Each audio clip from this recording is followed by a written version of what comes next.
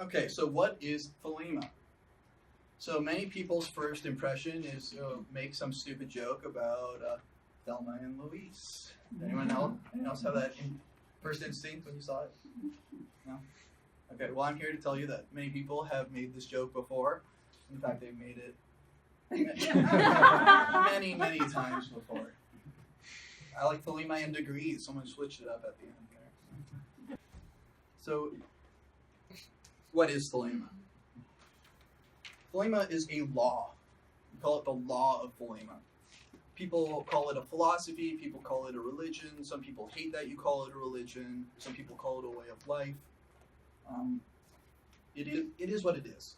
Crowley most often called it a law, a spiritual law. It's a philosophy of self-knowledge, self-discovery, self-mastery.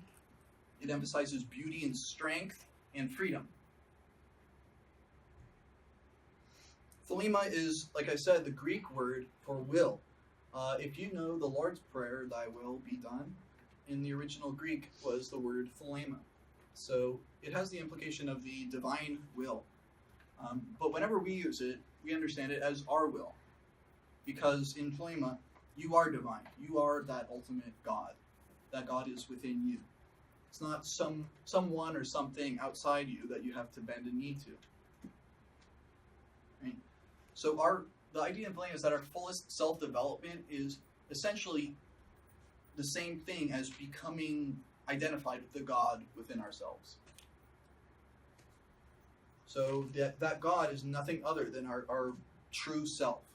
It's not something other than ourselves. Somewhat of an important point. So Thelema is the Greek word for will, and the entire philosophy of Thelema revolves around this concept of will. You'll often hear it called true will. So the will of the individual is essentially their purpose in life, or the way in which they live their lives, the way in which they fulfill their potential and make it actual. So this distinguishes your will from your passing desires and whims. Crowley often said that will is not want. Will is more of our essential purpose or our essential nature being expressed, not what other people tell us to express, or what society, religion, or peers think we ought to be doing, or things we've internalized from our parents. None of that. It's really to find our true needs, our true nature, and to express that. So Thelema was founded in 1904, formally, when Crowley received the Book of the Law in Cairo, Egypt. So this was, 113 years ago now. This is called Liber El Vel Legis. It's spelled Liber A-L, but it's pronounced Liber El Vel Legis. And it's also known as the Book of the Law, also known as Liber El. I'm sure there's other cute names for it as well. But in this book, there are certain phrases that define Thelema. First of all, "Do what thou wilt" shall be the whole of the law. Also, "Thou hast no right but to do thy will." Also, "There is no law beyond do what thou wilt." You might be sensing a theme here. And finally, the word of the law is Thelema. That's the Greek word Thelema, which means will again. Thelema is, like I said, it all comes down to knowing your will and doing it. Everything else is elaboration. Everything else is commentary. Everything else I say may or may not be relevant to you, but "do what thou wilt" is the message that most surely is relevant to you. It's the message of Thelema to everyone. That you have a will, an essential nature, a potential that should be manifested or fulfilled through action in this world. So adherents of Thelema are called Thelemites. Sounds a little bit like a group of insects, but that's what we got. It actually derives from Francois Rabelais' Gargantua and Pantagruel, where he talks about an abbey of Thelema, way before Crowley was around, about 100 years. And he actually talks about the abbey of Thelemites who were ruled by "do what thou wilt." So Crowley was very much influenced by this, but he kind of took it and ran with it, made it much deeper. Gargantua and Pantagruel is actually a satire. It's not like a serious religious text. But Crowley took a lot of these ideas.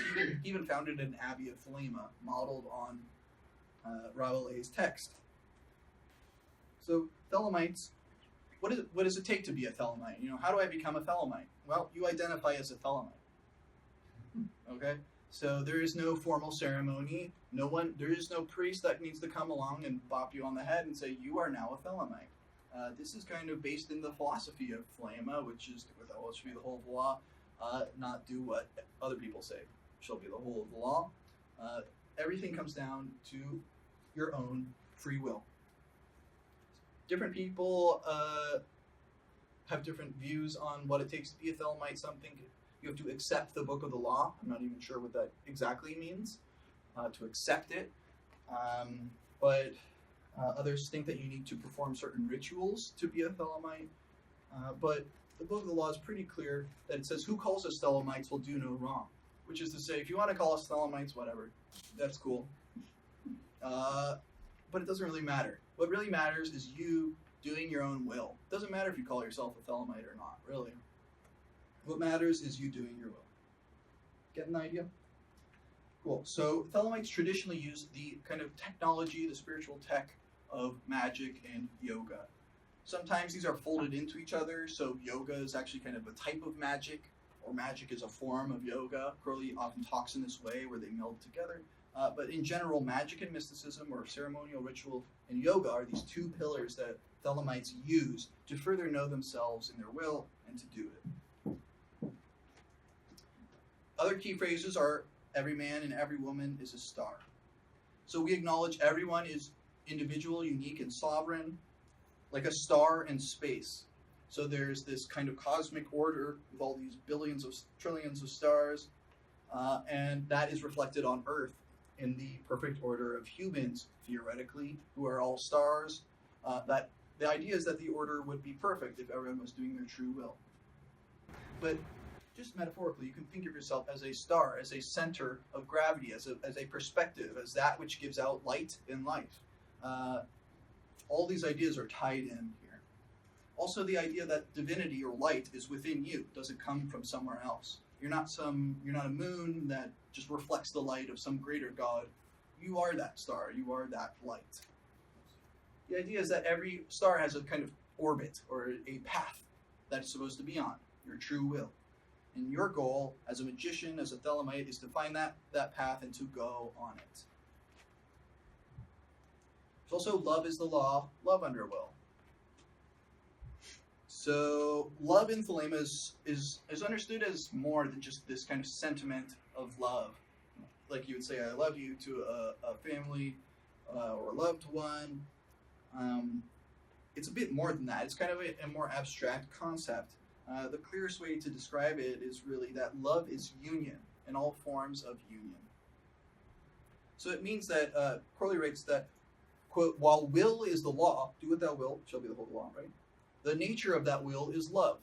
So the nature, while doing your will is the prime thing, the nature or mode that will works in should be that of love, that of union. Specifically, you should unite yourself with those experiences that fulfill you. You should unite yourself with those possibilities that help you do your will. Two different ways to say the same thing, basically. We seek to unite ourselves with the environment in a way that fulfills our will, and also to in particular, unite with the God within, to identify with that eternal or infinite perspective. Thelema is a highly individualistic philosophy. We often say if you ask 5 Thelemites, you'll get 12 different answers. And it's built into that philosophy. The idea is that each individual has to interpret it for themselves. There's actually a comment that comes at the end of the book of the law that says, all questions of the law are to be decided only by appeal to my writings, Crowley's writings, each for himself. So Crowley put into the book of the law something that said, basically, you are the final authority on the interpretation of the book of the law for you. I'm not aware of any other religion that comes even close to something like that. It's an incredibly radical position to take on a central holy book. But he said, don't go off the rails, check out my commentaries and things I wrote, but every person for themselves should understand the book of the law in their own way. So it's each Thelemite's task to study the law, the book of the law, other holy books and the writings of Aleister Crowley to come to their own understanding of Thelema and their own wills. You may come to learn that everything I've said here is total nonsense, and you find your own way about it. You won't, because it's totally awesome and all accurate, I assure you. But in the end, you may find your own way, your own way of understanding things and doing things. So, true will. So, like I said, true will is not want. Crowley says, what is necessary is not to seek after some fantastic ideal, utterly unsuited to our real needs, but to discover the true nature of those needs, to fulfill them and rejoice therein. If you wanted to know what Thelema really is about in plain language, just study this one quotation over and over again. It pretty much says it all. So what is necessary is not seek after some fantastic ideal. Think about all the ideals that you see through media, for example, body ideals, right? You have an ideal body that's fed to you through magazines and movies and all sorts of things that is probably totally unsuited to your real needs, right? Think about that applied to everything. Think about your notion of what a spiritual person is, right? That too is a fantastic ideal. Every ideal you have is some kind of barrier to understanding your actual needs, to discover the true nature of those needs and fulfill them and rejoice therein. Thelema, at the bottom of it, is about knowing yourself and doing your will. I don't know how many times I'll have to say it, but I'll just keep doing it. True will. Thelema is a philosophy of self-discipline. It means that everyone has the liberty to do whatever it is they may will, but on the flip side of it, thou hast no right but to do thy will, which is to say you have no right to do anything except your true will. So on the flip side, it's the strictest possible bond you can have. You can't do anything except that which you believe to be a true fulfillment of your nature. Do what thou wilt, then do nothing else. That's actually, he calls it the strictest possible bond and the apotheosis of freedom. He was fond of paradoxes like that. He said success in life on the basis of the law of Thelema implies severe self-discipline. Well, why might that be? It's because we don't depend on anyone else to discipline us. And what does that mean usually? At least in the first stages, it means, woo, no rules, we'll do whatever we want. But then eventually you learn that you have to discipline yourself. You have to set limits to yourself. You have to focus on what it is you need to accomplish. As a simple example, if you want to run a marathon and you have tubs of chocolate everywhere, you may be sitting there and be like, oh, chocolate, I want that, right?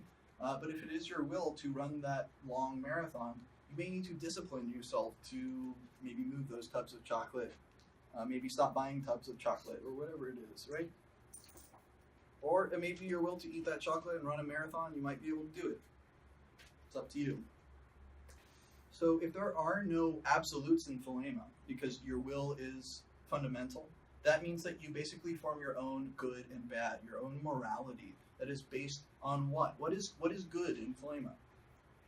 It's doing anything that fulfills your nature, anything that fulfills your will, that helps you express your potential most fully. Anything that's bad is anything that inhibits you. And as you may have noticed in your life, the same things that you enjoy, the same things that fulfill you, are poisonous to other people, right? It's a very basic truth. And the idea of self-discipline is that we have the responsibility, therefore, to take it upon ourselves to do those things that fulfill our will. Thelema is also greatly about freedom of self-expression. Wow, that's a weird break right there. There's something called Liber Oz where it says, man has the right to live by their own law, to live in the way that they will to do. That's basically the idea. Everyone has the right to live by their own law, to live in a certain way that is fulfillment of their nature, as long as they don't impinge on the freedoms of others. Free will. Your true will. Just do it. Time to toot my own horn again. So there's not many actually intros to Thelema. You'd expect there to be, but there aren't. There's this book, Fresh Fever of the Skies, that's about 700 pages on introducing Thelema. So if you ever want to bludgeon a demon or something with a book, or if you want to learn about Thelema, this might be the book for you.